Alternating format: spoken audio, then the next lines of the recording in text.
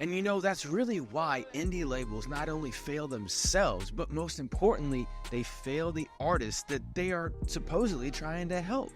They don't put emphasis on the things that it needs to be on, which is helping the artists. And artists, that's why you need to vet these labels to make sure that you put everything in the position to where you are in charge, not the label. That way you get the success you need. Because my revolutionary faculties got me switching up the game and changing minds. Get them out the system, I'll be saving lives. What's up, y'all? Harkos here with the Makin Cents Podcast, where it's all about music marketing, branding, and how to have success, real success as an independent artist. And when I say independent artist, I don't just say the artist that will forever be doing everything themselves 100%. Yeah, they may hire somebody to help them with their marketing, like Harkos, for instance. But, a lot of people, when they think of independent artists, they think, oh, that person who's doing everything themselves, and they may subcontract out a little bit here and there.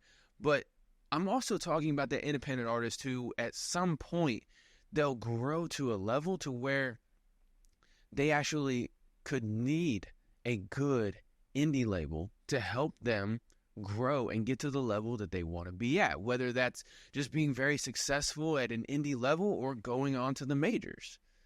Okay? But a lot of indie artists have a hard time even trying to make that first step signing to an indie label because they want to stay independent with the decisions and the creative control.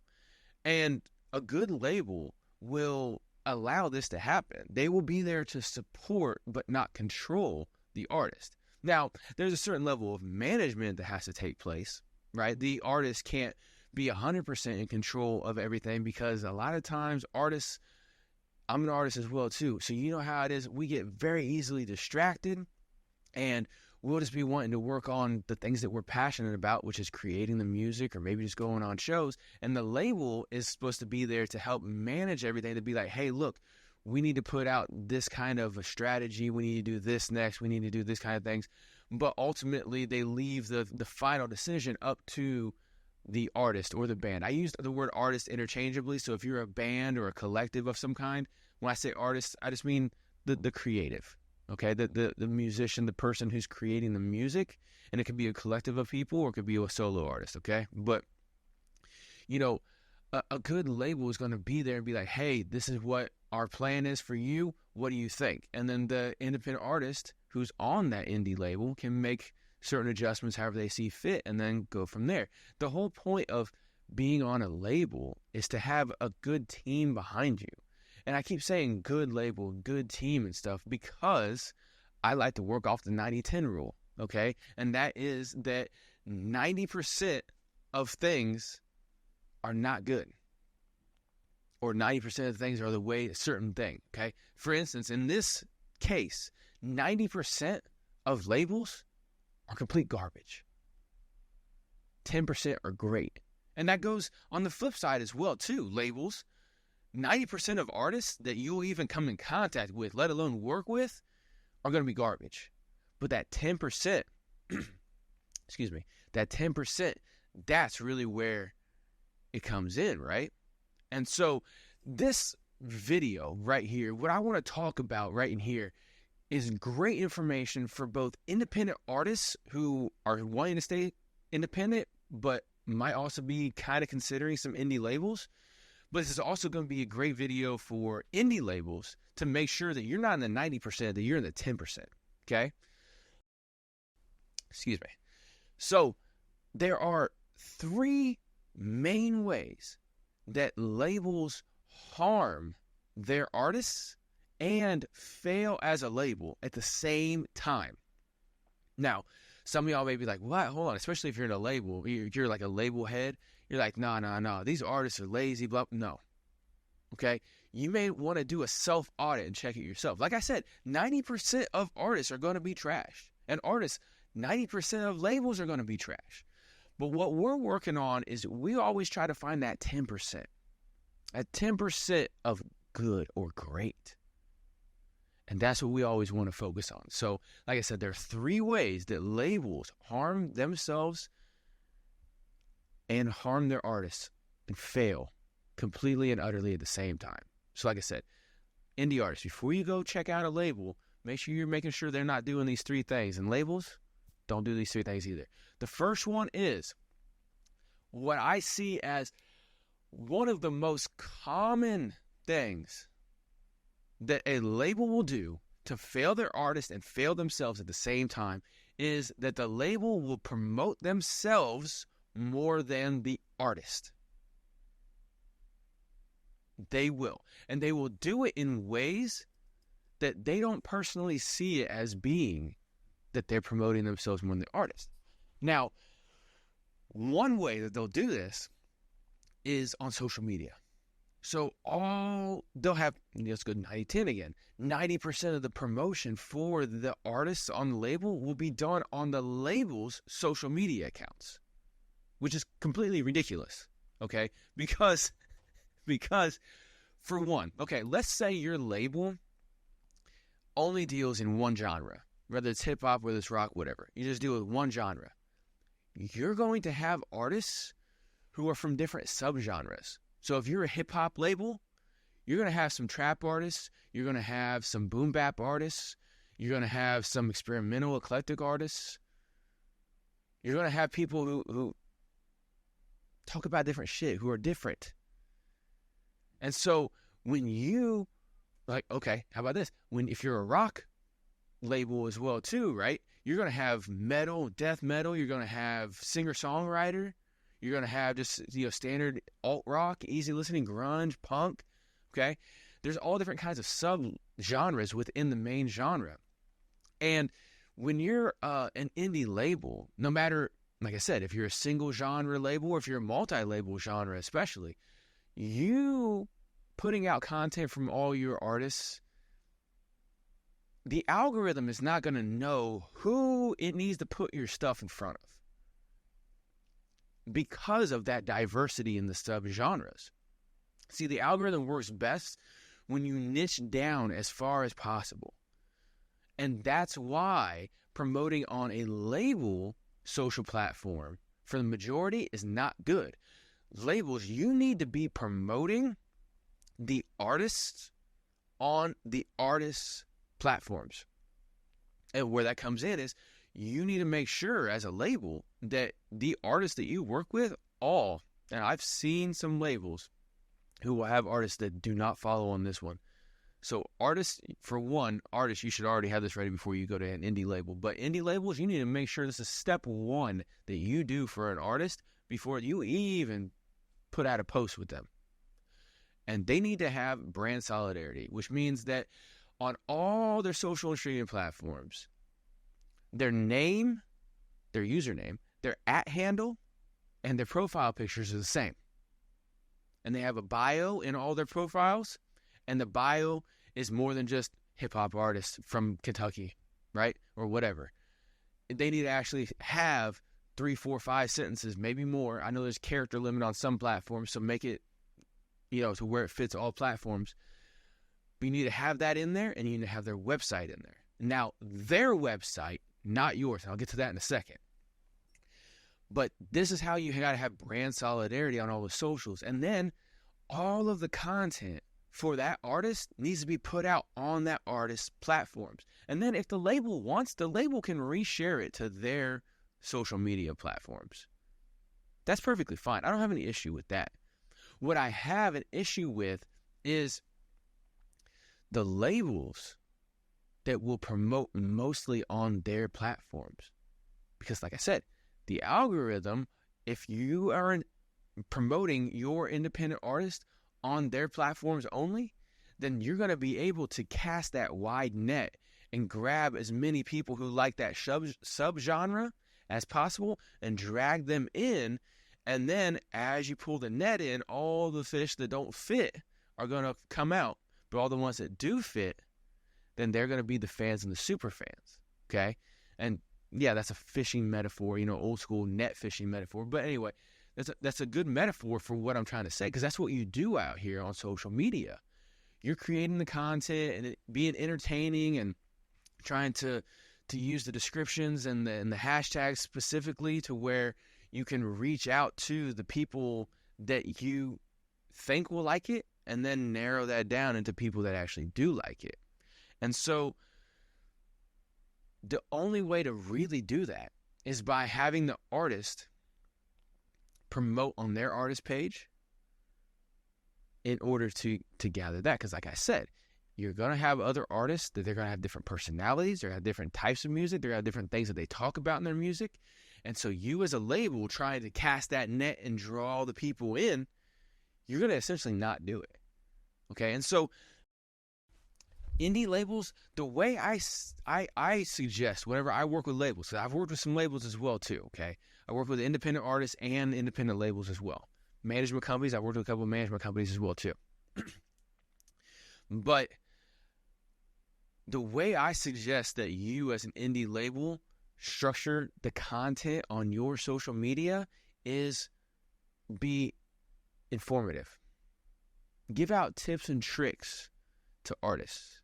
Kind of like what I do here on this channel, in a way to where you are building yourself up as being the subject matter expert.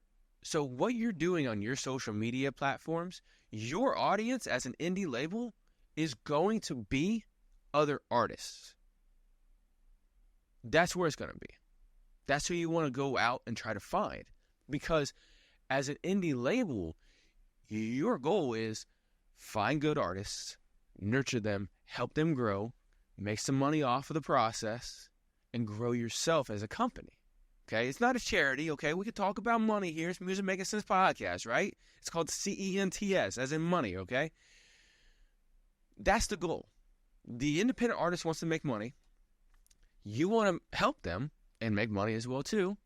I'm not talking about ripping off, okay? I'm not talking about 360s. We're talking about the good, the 10%, okay? We're talking about the good labels here, okay? Not the scams, not the 360s, good labels, okay? They just, they take their small percentage, but most of it, helping the artist. That's what you want to do on your social platforms as well, as you want to find more artists. Well, you're not going to find artists by constantly promoting the artists that you got. You're going to find artists by showcasing your expertise and your knowledge and your portfolio of how you've helped artist A go from this to that. Artist B go from this to that. Right? And even artist C, who went from this to that, now they're there. Which means now they're on a major label now. Now they're on the big stage. They came through us. Right? And I'll get to that a little bit later on as well, too, because that's something I'm going to cover a little bit later. But that's how you need to position your social media labels. And you know what? I've heard this as well, too, from artists, okay? Labels to back you up. It's not a label bashing, okay? I'm trying to help everybody. I'm trying to help independent artists and independent labels. That way, y'all can do what you're supposed to do, which is work together to help everyone grow, okay? Especially the artists. They're the main ones that are supposed to grow. One thing I've seen as well, too, from an artist perspective is artists will bash at a label and say, why should I mess with you, label X? You don't even have a social media following. I got a bigger following than you do. Artists, that's what you want. That's why I put this first in this video, is because artists, you don't want a label that's promoting themselves more than they are helping the artist. So if you get approached by a label, or maybe you're approaching a label and you see they have a huge social media following, go in and do some research. Go check out their artists. And if their artists don't have a significantly more of a following than what they do, leave them, because they're not doing something right. They're following a methodology that thinks that, like, oh, as a label, I need to have a big presence online. That way people know that I know what I'm doing. No. Your portfolio is where it's at. So you could have 3,000 followers on social media in total. And you can have a portfolio of 5, 10 artists who all have tens of thousands, hundreds of thousands, millions of followers on socials, on streaming and everything like that. That's what you want. And indie artists, like I said, look for labels like that. Look for labels that have a portfolio of artists that are moving. And it doesn't matter what the label social presence looks like or online presence looks like, because if they're spending so much time on their online presence and they're growing it so crazy, they're probably not spending a lot of time helping their artists. And that's the whole reason to sign to an indie label, right, artists?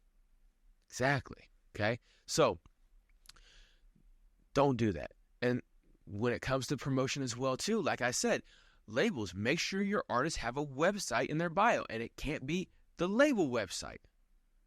The label website, again, is supposed to be structured the exact same way. Your website as a label is your portfolio. So when you go out and you're talking to these artists and having them come check you out and say, hey, when you're recruiting them, hey, I can help you out, blah, blah, blah. Go check out my portfolio here on my website. And on your website, it showcases the artists that you've worked with, how you get them from A to B to C and everything like that, the tactics that you use, the different things. You have to go in big detail, right? But like, hey, we do this, we do that, everything, right? That's where you showcase yourself and your skills and what you can do. That's where you put out your portfolio. And yes, you can have, here's a list of our artists, and you can have different separate sub pages for your artists and stuff. And on those artist pages, you say, hey, here's your streaming and social platforms for these artists. Go check it out, blah, blah, blah. But again, labels, you're not out here using your platforms to try to get fans for your artists. Your whole focus is to draw attention to yourself as the subject matter experts, as knowledge keepers, and as fucking doers to actually get a job done. Okay? And so when it comes to the artist, you need to make sure every single one of your artists has a website. That way they are not homeless couch surfing on social and streaming platforms. When you have a website, like I've said 100,000 times on this podcast, when you have a website, that is your home, and your URL is your address. And without those, you are homeless couch surfing on social medias. So labels, you need to make sure that your artists have a website. So that way, like I said, it's in the bio on all the platforms. So when people are like ready to take the next step, instead of just watching them on social media, they're ready to take the next step. They want to go check out some more. They go check out that artist's website. And that's where they find merchandise and music and tickets and all kinds of stuff, right? That's where all the things are, is on the website. So you need to make sure that that is for that artist. Because again, like I said, you are working for that artist. Your goal is to get that artist to grow as big as possible. And one other side note as well too, make sure that you are not watermarking everything with your logo, labels. Especially if you pay for it, right? But if you want to put your logo at the beginning or at the end, or maybe both, of a music videos for your artists, okay, fine. I can see that. That makes sense. That's perfectly fine. Especially if it's at the end, or if it's in the credits, down in the description, stuff like that. Doing that kind of thing, that's perfectly fine. I don't have an issue for it. However, that music video needs to be put out on the artist's YouTube channel. You can put it out on yours too if you want to. But you need to put it out on the artist platform. You know what? I take that back. Don't put it out on your YouTube. Again, your YouTube needs to be, if you put out anything on your YouTube channel, labels, it needs to be about you putting out, you are the subject matter expert. Here's tips and tricks. Here's something I noticed that went great for an artist that I worked with. Here's something I looked at that didn't. Okay? And if you want a good representation of this, go check out Wendy Day. This is literally what she does. She doesn't have a label technically, right? She works with a lot of artists. And she showcases her knowledge, her skills, and her portfolio. And yeah, when she's talking, oh yeah, I worked with so-and-so. Oh, I worked with so-and-so. And we did this, we did that. She's doing it from an educational standpoint. She's not doing it as saying, hey, fans of blah, blah, blah, check them out. No. She's saying, hey, let's put out content on your platform so that you're gaining the people that fuck with you, the artist. Okay?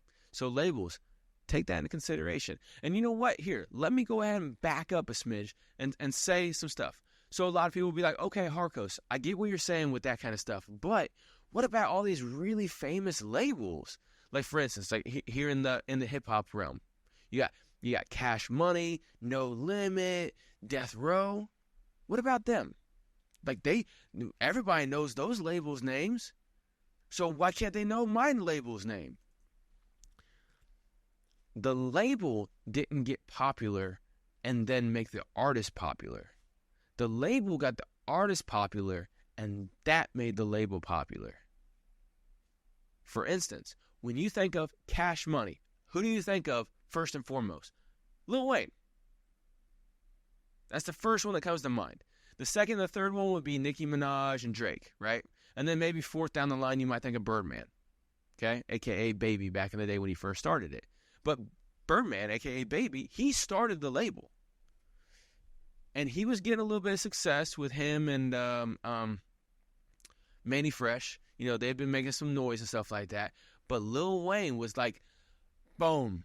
He was like their superstar on the label. And he made it. And so whenever he did Young Money, Cash Money, and everything like that, you know, he brought up Nicki Minaj and Drake and some other people that didn't really get as big as those two. But, you know, he brought them up. And they were constantly repping, hey, Cash Money, Young Money, everything like that, right? But the label got so popular because those artists got popular. The label wasn't popular first. Same thing with No Limit. Master P, so this is a little different because Master P was at the front pushing his thing. Okay, and I got Master P right above me, okay? Master P was really pushing No Limit. But it was mainly him, C Murder, and like one or two others. But mainly him and C Murder were like the head artists in No Limit. But they're a little bit different because No Limit, Master P, he really, really, really revolutionized what it meant to be an independent label. And so labels, you should really, really go dive into everything that he did that defied all of the standards of that time. Okay, he paved the way for Cash Money and even Death Row. But, you know, Master P really made the name off of him making the music and him getting popular, and No Limit was part of his brand. Same thing with Death Row, kind of. So Death Row, people didn't know about Suge until he got Pac popping and Snoop popping. When those two guys specifically made it so big, they were repping Death Row, and then people were like, who's Death Row? Oh, it's ran by this guy named Suge. Who's Suge, right? That's where it goes from there. But the casual fan, they would wear the Death Row t-shirts. I still see them out today. But that's because of Pac and Snoop.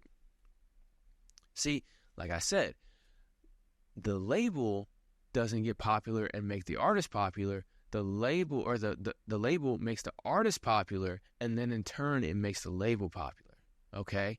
So that's one thing you need to focus on and take those three specifically as examples. And if you're a band or something like that, you can go do the research on those three groups or those three labels if you don't know about them. And I'm sure there's a ton of labels that are similar within rock that did something like that. But in hip hop, is a little bit different element when it comes to that. Okay. And honestly, I know a little bit more about hip hop history when it comes to that kind of thing. But anyway, either way, as an indie label, as an indie artist, you should make sure that this is what's happening at the label level. That the artist is first and foremost, and when it comes to the watermarks, don't be putting watermarks on their short form content either. Okay? I'm not going to bust them out with their name, but I worked with a management company one time, and they wanted their logo on the short form content as well, too. During the whole video, they wanted the watermark there. They wanted the end screen to be their watermark. Like, they were promoting themselves so much. And I'm probably going to get a text message because I know that one of the main guys at that management company watches content from here and there. So hit me up, bro. I've already talked to you about this in person, so it's not like I'm busting your balls in public. But, because I have, okay? I mean, me and him really like had a good solid back and forth between me, him, and the other two people that ran the management company. I'm like, look, it ain't about you. It's about the artist, okay? And this was months ago when we had this discussion, but I've been seeing a lot of talk here recently about labels and artists being on labels and stuff like that, and so I really wanted to cover this right now. So there's that. But anyway, so yeah, labels. Don't be promoting yourself more than you are the artist. The casual listener of your artist that you manage should not even really know that they're signed to a label or the label's name. Because the casual listener, 90% of them don't give a fuck. They don't care. It's the 90-10 rule. 90% of people just like the music. They don't care who they're signed to. They don't even care if they're signed to UMG, okay? They don't care. They care that, hey, I like this artist. I like their music. That's all I care about. That's it. 10% of the fans are going to be like, oh, who they signed? Because they're really hardcore about that, okay? But anyway, so don't do that. And label or indie artists, make sure that when you're looking at a label, or even if you're already on one, make sure they're not doing that nonsense, okay? So there's a lot of stuff involved in that. Just one way that labels will fail their artists and fail themselves at the same time. The second way is poor budgeting. Now, this should go without saying, and some of you are probably like, well, why didn't you put this first? Because I think the other one was more important. Let me get at that. Because the branding and the marketing strategy is key to everything. And the budget is what is the gas in the tank for all of that. Okay? So let's use some even numbers here just so I can keep everything straight. Okay? Obviously, there's going to be a lot of variation in pricing and in budget numbers depending on how big your budget is, where the money's coming from, everything like that. But this step right here with poor budgeting, it's good for the label as well as the independent artist is not on a label yet. So check this, all right? Excuse me. My throat's having problems clearing that out. But anyway, so let's say you spend $1,000 on a music video. How much money are you going to be able to spend on advertising promotion? Well, if you have $10,000 to spend on promoting that one song, then you're going to be able to spend $1,000 on a music video and $9,000 on marketing promotion. But a lot of indie labels or independent artists, if you have $1,000 for one song, blowing it all on the music video is a complete waste of time. Yeah, I'm going to cut real quick. Sorry, I had to take a drink and clear my throat. I usually do these all in one take, but I'm getting really dry in my throat. Anyway, so spending $1,000 on just a music video when you have a budget of like $1,000 a month is a waste of your money. Because you're not going to have anything for marketing promotion. If you do, it's maybe going to be $100 or $200. And that's ridiculous because $100 or $200 worth of ads or any kind of marketing and promotion, you're not going to be able to get anywhere near that $1,000 back. So when you invest in your budget for the creation of your music, the creation of your music videos and other promotional content, and also when you invest in the budget and advertising to get it out there to all the people, to cast that wide net, to bring in all the fish, as many as possible, when you do that, you want to make sure you're maximizing your budget. So why would you spend $1,000, or even, how about this? You spend $700, $700 or $800 on a music video and only have $200 to $300 to spend on promotion when you can spend $200 to $300 on a music video and $700 to $800 on promotion. That can make a world of the difference. Honestly, if you have $2,000 over the course of 2 months to spend on stuff, try it. Try spending first month, you spend $700 on a music video and $300 on advertising, and then the next month, do the opposite. Spend only $300 on a video and $700 on advertising and see what happens. Now, I'm sure a lot of you are like, yo, I don't even need to do that. This makes perfect sense, right? Exactly. So why do I keep seeing a lot of people do this? A lot of labels will do this a lot, okay? Indie artists, make sure you don't have a label that does this. They will go and spend a lot of money on music videos. Oh, I got this great, videographer. They do great work. And, oh, here's all the work that they've done. They did this for this artist and that artist and blah, blah, blah, blah, blah. Look at all this great work. That's great for the videographer. But what does that do for the artist? Well, that gives them a great piece of content. Okay. And then what? Like I always say all the time, Young Jeezy right here behind me, the Snowman. One of his most popular songs is And Then What, right? And then what? What are you going to do after that? You got a great piece of content, but if nobody sees it, it doesn't matter. And so these indie labels, they'll be like, oh, I need to spend money on these music videos, or I need to pay for this high quality studio time with this award-winning producer. Okay, but then you don't put any money or let alone any effort into the promotion of that song that you just did. So then it goes nowhere. And that's the same thing that you need to focus on as an independent artist before you even get to the label level, is that you are spending 90% of your budget goes to marketing promotion and 10% roughly goes to the creation of the content. Okay? And so ways you can get this taken care of for a lot cheaper are film in-house. The artist has friends or family members that help shoot for them, either on a phone or on a camera you pick up at a pawn shop or something like that, right?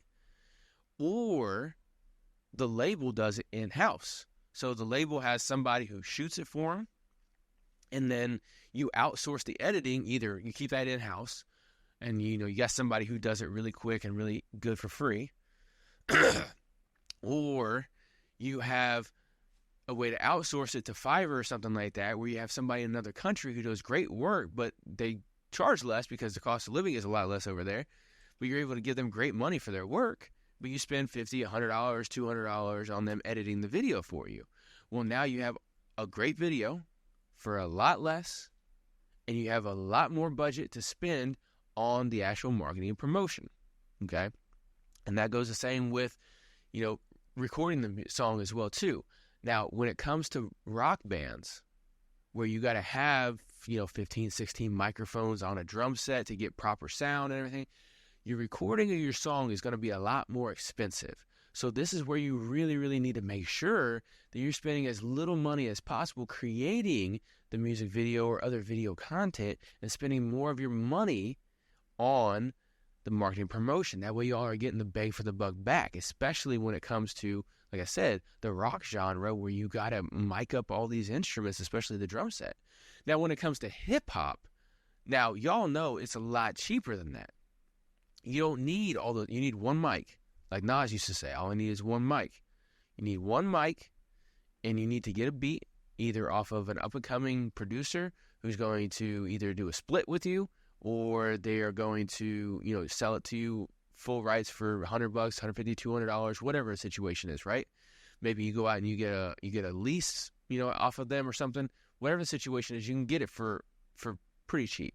And then you can record it in your house. Like, I got a studio right here. I record my music on the same microphone I'm recording this right here, right now. You can record it on your own computer, a laptop, a Chromebook, whatever. Not a phone. Don't use BandLab. Don't record your music on a phone.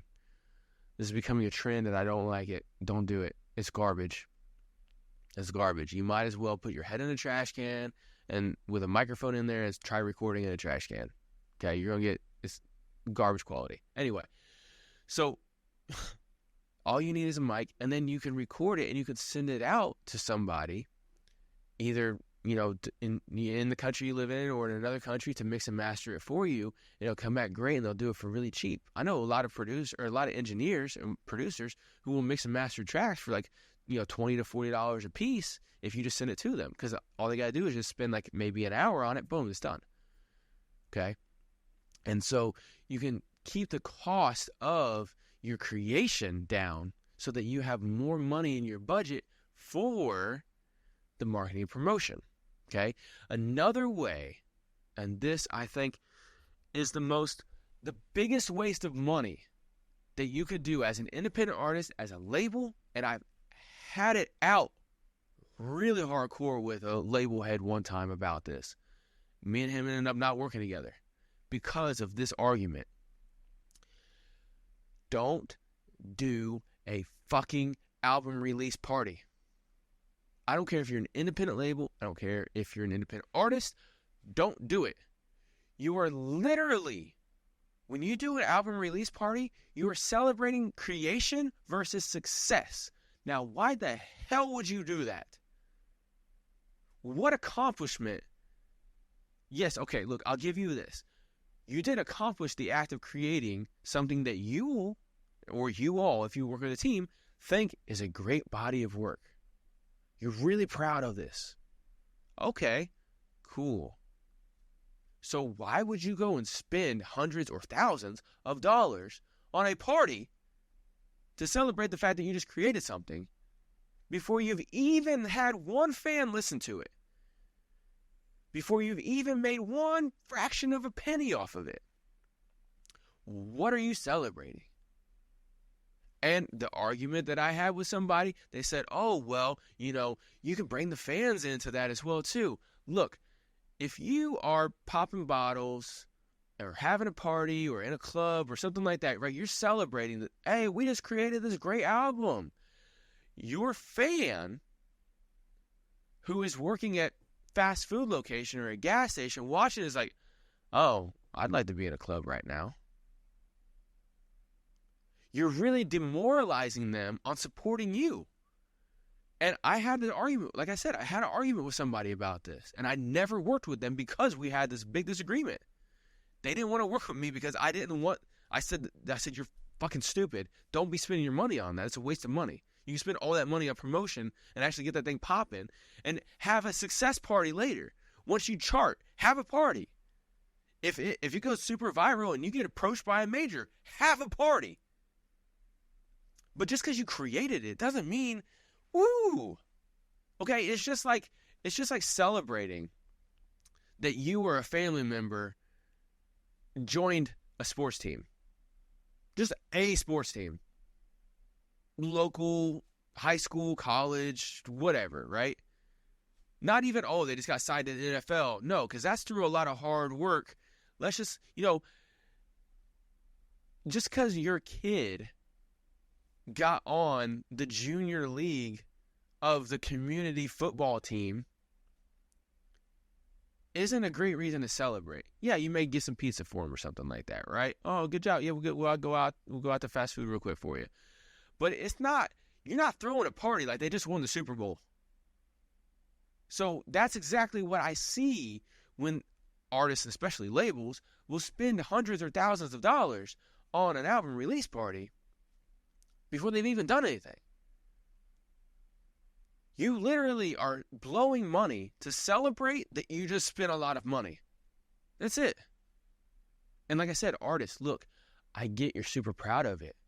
But take all that effort and energy and put it into the promotion, especially that money, put it in the promotion, and then party when you have the success. When you see those royalty checks start coming in and you're like, yo, that's when you party. That's when you have success. And like I said, for those of y'all who are like, oh, but we'll bring the fans into the thing. We could even live stream the party. Oh, well, that's really rubbing it in their face. You're demoralizing them from even thinking about supporting that project. Because they're going to be like, man, screw this person, man. Why are they over here popping bottles and stuff like that? And then they're going to come to me and be like, oh, can you buy this album? No, man, you already got money. Obviously, you're partying. You're popping bottles I couldn't even pronounce, let alone afford. You're over here in a club I can't even get into. You're at a club and I'm stuck at work. Why would I support you? You see what I'm saying? So, don't do it. And like I said, we want to bring the fans in. Bring the fans in once you've had success. Once you've hit a certain milestone, broadcast that to your fans. Hey, fans, I really appreciate you checking out this new album and loving it so much. We just hit great numbers, and I really, really appreciate it. Fans, you know what? I want to do something special for you to help celebrate this. I have a brand new shirt over in my store. If you buy that, you can get any other shirt absolutely free. This is how we're going to celebrate. You do buy one, get one free things in your merch store. Or you just say, hey, I got 2 unreleased songs that never made it on this album. I'm never going to release them. I want to give them to you 100% for free for celebration. Stuff like that. You can do that kind of stuff once you've hit a certain milestone. But you don't do it before you even release it to the public. That's ridiculous. So artists, if you got a label who's like, oh yeah, we're going to do this, and then we're going to have the album release party. Be like, no, you're not wasting my money. And they're like, no, we're paying for it. No, because think about it like this. Artists, make sure you focus on this. A lot of labels, even the 10% good labels, okay, they'll have it in the contract that any money that they spend on the creation and the promotion of your content, when the royalties start coming in, they recoup that first plus their percentage, and then you get the rest. So you want to make sure that they're not over here blowing all the prospective money, even if they're putting it all up first, because when it comes time to recoup, you're not going to get anything until they've gotten all theirs paid back. So if they're spending $1,000 on a music video, and they're like, oh yeah, we got these great music videos, blah, blah, blah. Well, that $1,000 is going to come out of your royalties first, and then their 20% or whatever it is going to come out after that. Right? And then the marketing budget they put in to promote it. And then if they put you up in that nice studio, that studio time's coming back out. Oh, they got you this great beat from this this award-winning producer. That money's coming out of your royalties first, too. So you're starting out in debt with these labels if they're fronting up the money. So you don't want to be in debt. On the flip side as well, too, if it's a situation where it's a smaller indie label where you're putting up the budget and they're doing the footwork for you, you want to make sure they're not blowing your money. So it's like, no, you're not going to have a party on my money. I don't care if you're putting the money up first or not, because that money is coming out of my cut. So you want to make sure that there is not poor budgeting on a label situation. And artists, again, if you want to stay 100% independent, cool. Don't be doing those things I just said and blowing your budget for no reason, okay? Now, to get to the third reason, because I've been bloviating or whatever it's called, right? I've been going crazy with my examples. The third way that labels will fail their artists and at the same time fail themselves as a label is by having a fear that their artists will outshine the label and then leave. I've seen labels that will hold artists back from success that they need and that they're working toward and they should have, because that label is afraid that the artist will go to another label, to a bigger label, and they'll get left behind, and then they won't be able to make money continuously off of the extra success. Here's a good example. An indie label finds an independent artist who's doing everything themselves, and they're really making some noise. They look great, right? They got a great portfolio. They got some great music. They got some great solid fan base going. And so indie label was like, hey, I want to help you out. So the indie label, they join, they help them out, they really, really get them popping. And so then the label is making 20%, right? They're doing good. The more that they get that artist popping, the more money that they make is even better, right? And because then they can use that artist in their portfolio, like I said earlier, to get more artists to come up in, and then they're growing. They're making money as a label. Well, one thing that'll happen is you get to a certain level, now the major labels come knocking. And since that artist is under the label, the major label will contact the label and want to negotiate. Hey, we'd like to sign this artist. We'd like to do dev deal, whatever the situation is with this artist. Here's some terms we got. And the label, if they are not guaranteed a certain big chunk, that they got a big number in their head, oh, I want $1 million, or I want to get 10% for the rest of the contract that you have with them, or whatever, right? If they get really, really greedy out of a scarcity mindset, they will end up losing that opportunity, not just for the artist, but for themselves as a label, because of their greed and their fear. out of that artist leaving them and moving on, moving up. See, labels, you should not want an artist just to stay with you for forever.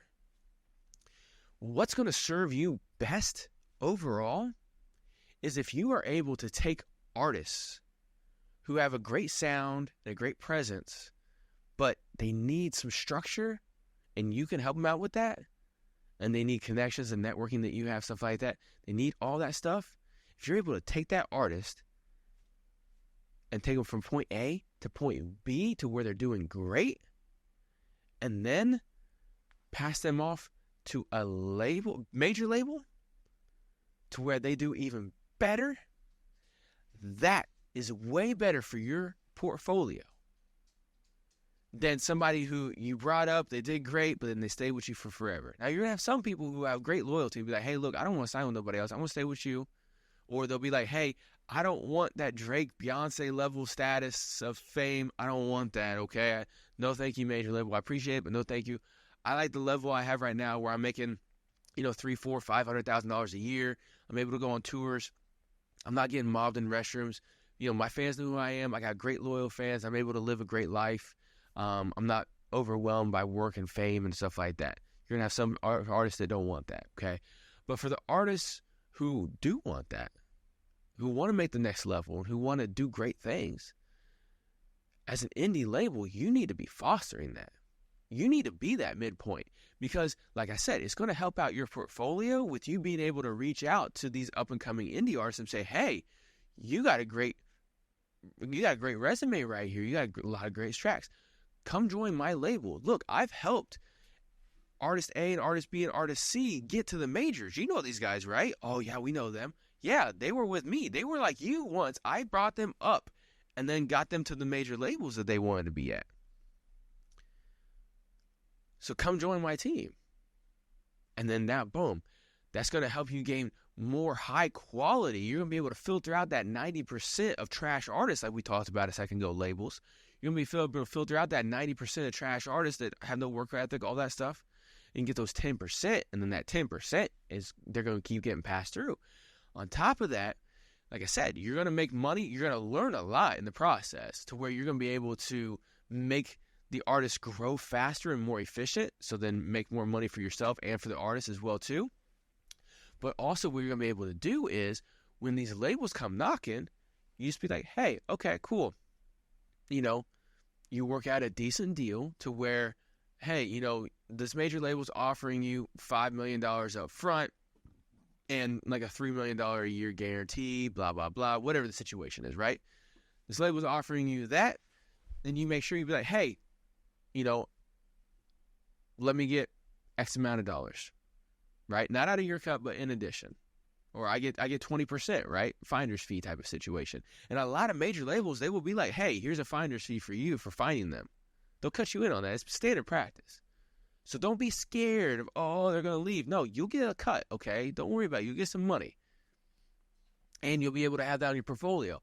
And most importantly, you're going to be able to have a good connection with those major labels. And the more artists that you send to them, the more they're going to know, hey, let's go talk to this person for our next superstar. Because that's a superstar factory right there. And they may even be like, hey, we want to buy your company and have it join us because we want you on our artist development marketing team. And so now you're making even more money. Maybe you're raising your status as being a mogul, like a Master P level type of thing, right? Or, a Birdman level where, he was able to find these people and bring them up, all the kind of stuff. And he's still doing it today. You can go on to the next level like that, but you can't do it if you have a fear of your artist outshining you as a label, and especially if you have a fear of them leaving you. Okay? And so indie labels, make sure you're not doing that. And artists, make sure you're looking at these labels. If you're thinking about going to an indie label, which I'm not knocking indie labels. Like I said, those 10%, get on those labels because they will help you get to whatever level you want to be at. If you just want to live comfortably, they'll help you get there. If you want to be a superstar, they'll help you get there. That 10%, not the 90% of labels. So you want to make sure that you're looking at this portfolio that these labels have and saying, Oh, yeah, that person and that person and that person. Oh, okay. Yeah. These artists that I look up to have went through this label. I'm going to go through that label too. Because it's going to be better for you as an indie artist. But again, you got to get rid of that fear. And if you're an indie artist, you got to fear the success. You're going to have to get out of that fear, or maybe come to compromise with it to where you're like, hey, I don't want to be a superstar, but I don't want to be sitting here working this bullshit 9-to-5 job anymore, or these part-time bartending jobs, or whatever your situation is. I don't want to be struggling no more. I want that mid-level. So you're going to have to do these different things, all right? So, like I said, in total, labels, you should approach your role. What your role is you have a partnership with these independent artists. And that partnership is for you to empower and develop them while providing strategic guidance and resources. That's it. Your goal as an indie label is to take these artists, help them grow, because you have the knowledge, the expertise, and maybe even the resources to help them grow faster and more efficiently than what they can do on their own. An indie artist, this is why you want to get on an indie label, right? Exactly. Now, so what do I mean by strategic guidance and resources? Well, like I said in this video, the label is promoting the artist channels way more than they're ever promoting themselves. If you look at the label channel, like I said, they're showing tips and tricks and how-tos and blah, blah, blah. They're being a subject matter expert in the music industry, and they're showcasing that on their platforms. And yeah, they'll throw up, hey, this artist that we represent, blah, blah, blah, has got a brand new album, right? But most, like 90 or more % of the promotion is done on the artist channel. And then they're developing a multi-month content creation strategy. And independent artists, this is something that you should be doing already before you even get to a label. But a lot of times joining a label will help you get this even better, to where you are able to not just create a song, get it mixed and mastered, put it out. Now you're like, oh, I need to have a video now. Oh, I need to get some short form content. But the song's already out. No, you need to be working 1 to 3 months in advance at least, at bare minimum, to where the stuff that's coming out today, you had already recorded that, filmed that, edited that, put clips out for it, and scheduled when it was going to drop and everything like that a couple months ago. And labels, you should be working on at least a 3 to 6 month strategy. You should be working quarterly to biannually, to where you are looking in advance. Okay, so here's what we're doing next. Here's what we're doing next. And then once you get all of that stuff, you got the song recorded, mixed and mastered. You got the music video recorded and edited. Then you got all the short form content already chopped up. You got all the descriptions and the targeting that you want to do with, okay, so for this song, it's more of like this. So we're going to hashtag these hashtags in this thing. We're going to focus on this. And then also you're looking at, so for promotion, we want to have this style of content. Let's get it. Okay, we want to put it out to these kind of influencers or influential networks. Boom, done. You go ahead and get all this stuff lined up, and you actually get a calendar. And write on the calendar, okay, on the 1st, the song and the music video drops, blah, blah, blah. You have all this stuff. And then you also have it put in there to where you're doing pre-promotion only to your list. You're only pre-promoting to the email list that artist already has. And that's one thing, too. I forgot to mention that. When you're creating email lists, labels, if you're creating an email list, it's for you to talk with other artists with tips and tricks and expert advice. You don't need to be managed. When you manage the email list for your artists, it needs to be on their email list for their website with their brand and everything like that, and to their content specifically. You don't need to be trying to cross-promote any of the other artists on the label or nothing like that. That's a surefire way to fail, okay? But anyway, like I said, you're developing these strategies for your artists on your label. That's why they're coming to you, to help them get targeted success, okay? And then again, you're investing the money properly. You're spending 10% of your budget on creation of the content and 90% of your budget on promoting advertising, casting that big net to draw in as many fish that fit as possible. And you're making sure that you spend all that money with the promotion for that artist, and on that artist's platforms, okay? And then labels, you're being completely transparent with all the stuff that you're doing. Because a lot of people are like, oh, that's the sauce. I don't want to give it out to the fear. They want to give out the sauce to the artists because they think, oh, well, if I tell the artist everything I'm doing, they can start doing it themselves or hire some subcontractor like Harkos to help them out with this or with that or whatever. Be transparent with them. Let them know what you're doing for them. It's going to instill more value into you as a label. And it's going to put more trust that the artist is going to have into you as well, too. Artists, if somebody's being 100% transparent with you, you're going to have a lot of trust with them, aren't you? So there's where that relationship needs to work. You need to be 100% transparent in everything that you're doing, especially the dollars and cents expenditures.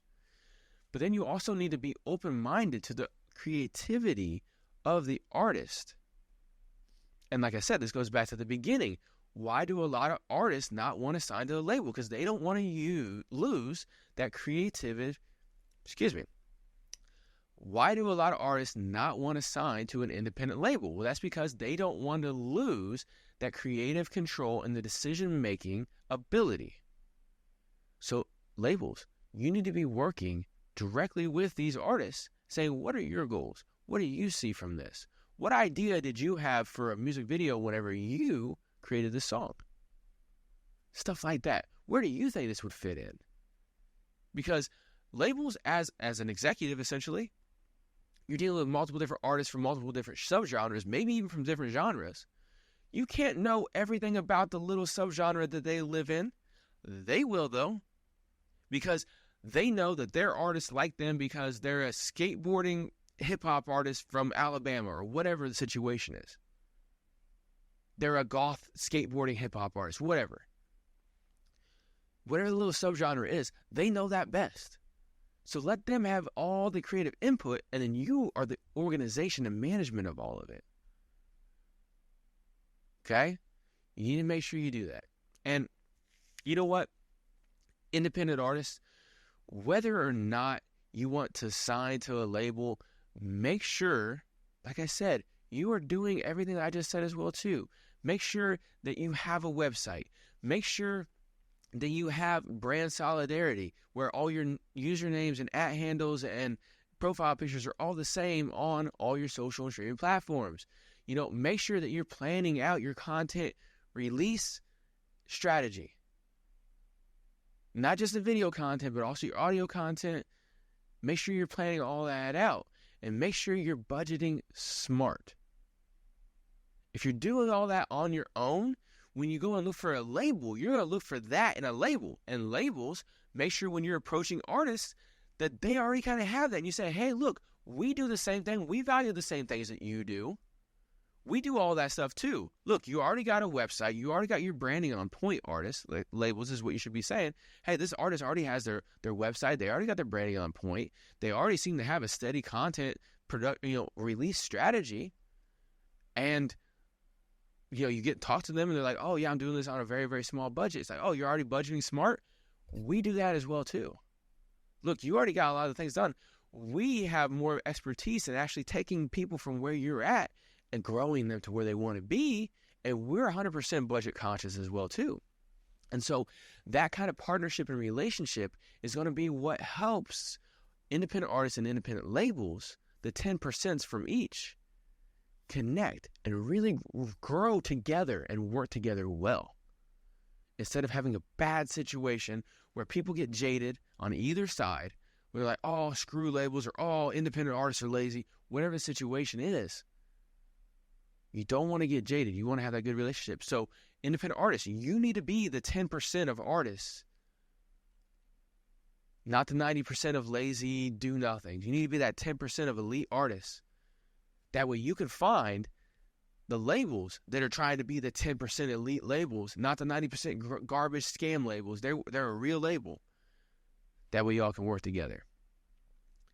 And every single thing that I said right here, right now, is everything that I work with independent artists and independent labels and management companies, like I've said, within the Apex Music System. The Apex Music System is a system that I created that takes in social media streaming and sales and all the different strategies that I talked about here today, and I talk about in all other content that I put out here on the channel. Put it all together by having a content creation and release schedule and strategy that's targeted. We make sure that we use the budget properly to do the 90-10. We make sure that the branding's on point, make sure website's on point. All these things that I do whenever I work with either an independent label or an independent artist within the Apex Music System to help you guys all grow. I want to be a part of your marketing team. I want to help you out. And like I said, if you're an independent artist and you want to be on an independent label, but you need help getting a lot of these things in place so you can be a 10% artist to get on one of those 10% labels, so you're not a 90% artist, get on some of these 90% scam labels, I can help you out with the Apex Music System. Come on and join. It's a one-on-one where I help you customize your strategy to help you get from A to B. And labels, I can help you out as well too. You know, the more artists that you get on your label, the more staff you're going to need. And so you're going to need somebody who, like me, who can help you out with being able to hone in your label to where you're a 10% solid label and you can attract those 10% artists. And no matter if you're an independent artist or an independent label, I can help you out. And I'm only taking 2 artists a month and 1 label per month into my Apex Music System program. I'm not just letting everybody in all at once, especially. I only take a select few people every single month to hop onto the program. Everybody else, if you don't fit, you got to wait until you fit. And so at apexmusicsystem.com, I have a short little application. I almost forgot the word there for a second. A short application that just asks some basic questions. It's not very long. It'll take you less than 5 minutes to fill it out. Okay, it's just a couple minutes to fill it out, honestly. Fill it out. Once you fill that out, we'll sit down. We'll have a video call where me and you will talk one-on-one like this. Figure out if you're a good fit for the Apex Music System. And if so, we'll get you started. Because see, whenever I take on a new artist or a new label, that first month of getting everything set up is where a lot of the work is. And so I only take, 2 artists a month, 1 label a month into my program because that first month I'm doing a lot of really one-on-one work with you to help get everything set up. And then the following months after that is we're just kind of repeating and repeating and repeating. And so once we have everything set up, it's just like getting your car going, right? You get pushing it, it starts going. As it goes downhill, it does even better. Okay, so that's why every month I can only take in a couple of people a month to make sure I'm spending the quality time with you to get everything set up the way it needs to be. So if you want to get to the next level to where you're a 10% artist or a 10% label, go to apexmusicsystem.com, fill out the short application at the very top of the page. There's a button for it. Once you get that done, we'll hop on a call. We'll see if you're a good fit for me to help you get to that next level that you want to be at. And once we get that taken care of, you'll be off to the races. Trust me. The artists and the labels that I've worked with are very, very satisfied with the work that I've been helping them out with.